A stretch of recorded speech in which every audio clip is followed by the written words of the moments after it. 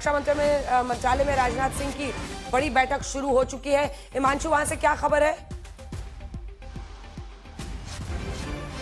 देखिए बिल्कुल अंजना, क्योंकि रक्षा मंत्री राजनाथ सिंह जो हैं वो बैठक ले रहे हैं, तीनों ही सेनाओं के चीफ हैं, सीडीएस हैं, और उनसे जो कल रात को पाकिस्तान की तरफ से जो है कार्रवाई की गई है उससे कितना नुकसान सिविलियंस को हुआ है, जान माल का नुकसान हुआ है बॉर्डर एरिया पे, जम्मू कश्मीर में, पुंछ में या पंजाब के भटिंडा में, अमृतसर के अंदर, और उसके साथ साथ जो है राजस्थान के जैसलमेर में, इन सब का जो है एक तरीके से रिपोर्ट ले रहे हैं रक्षा मंत्री राजनाथ सिंह, और किस तरीके की तैयारी जो है तीनों ही सेनाओं की है इस हमले का जवाब देने के लिए। क्योंकि भारत ने अभी तक, जैसा मंजीत भी बता रहे थे, कि संयम बरता है, किसी भी तरीके से इस चीज को ध्यान रखा है कि सिविलियंस के ऊपर अटैक ना हो, जब तक पाकिस्तान की तरफ से कोशिश नहीं की गई कि भारत के सेना के ऊपर अटैक हो, उससे पहले भारत ने इस तरीके की कोई कार्रवाई नहीं की। अब क्योंकि कल पाकिस्तान की तरफ से जो नाकाम कोशिश की गई है, इसका जवाब जो है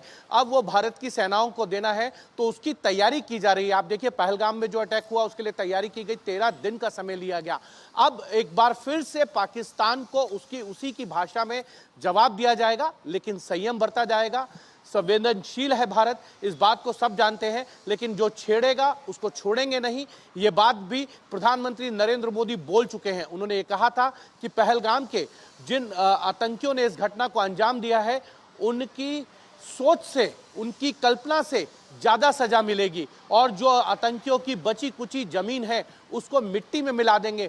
9 आतंकी ठिकानों पे पाकिस्तान और पाक अधिकृत कश्मीर पर हमने कार्रवाई की है, और अभी 12 और हमारे पास खुफिया जानकारी है कहां पर आतंकियों के लिए ठिकाने हैं, उनके सरगना कहां रहते हैं, इसकी पूरी सूक्ष्म जानकारी जो है वो भारत के पास है, उसकी खुफिया एजेंसीज के द्वारा, और इसीलिए सेना पूरी तैयारी के साथ जो है पाकिस्तान को फिर से जवाब देगी। लेकिन इतना जरूर है कि इसके साथ साथ वैश्विक स्तर पर भारत अपने लिए समर्थन भी जुटा रहा। कल देर रात एस जयशंकर विदेश मंत्री जो हैं, उन्होंने अपने काउंटर पार्ट अमेरिका में उनसे बात की, उसके बाद अमेरिका के विदेश मंत्री ने वहां के प्रधानमंत्री से बात की है, और ये साफ कर दिया है कि आतंकवाद के खिलाफ कार्रवाई की गई है, ना कि पाकिस्तान के खिलाफ। उसके बाद जिस तरीके से यूएन की तरफ से स्टेटमेंट आया कि पाकिस्तान को यह समझना होगा कि आतंकवाद के खिलाफ भारत ने कार्रवाई की है, तो एक वैश्विक समर्थन मिलने के साथ साथ भारत अपनी सैन्य कार्रवाई को आगे बढ़ाएगा। और भारत पहले ही कह चुका है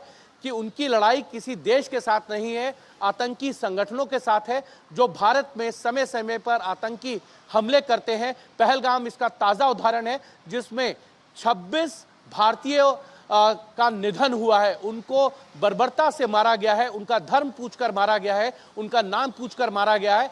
इसीलिए इन आतंकियों को सबक सिखाने का बीड़ा भारतीय सेनाओं ने लिया। सरकार की तरफ से उन्हें खुली छूट दी गई है।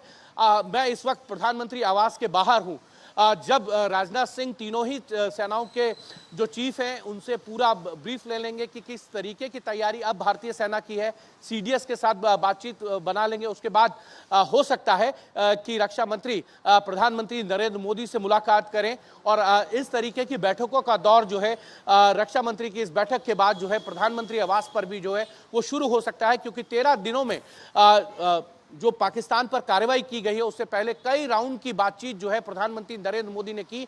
हर चीज के ऊपर उन्होंने अपनी पैनी नजर बनाए रखी, जो दिशा निर्देश देने थे उसको दिया है प्रधानमंत्री नरेंद्र मोदी ने। प्रधानमंत्री नरेंद्र मोदी ने यह भी कह दिया था कि सेना की जो पेशेवर ताकत है उसको पूरा देश मानता है।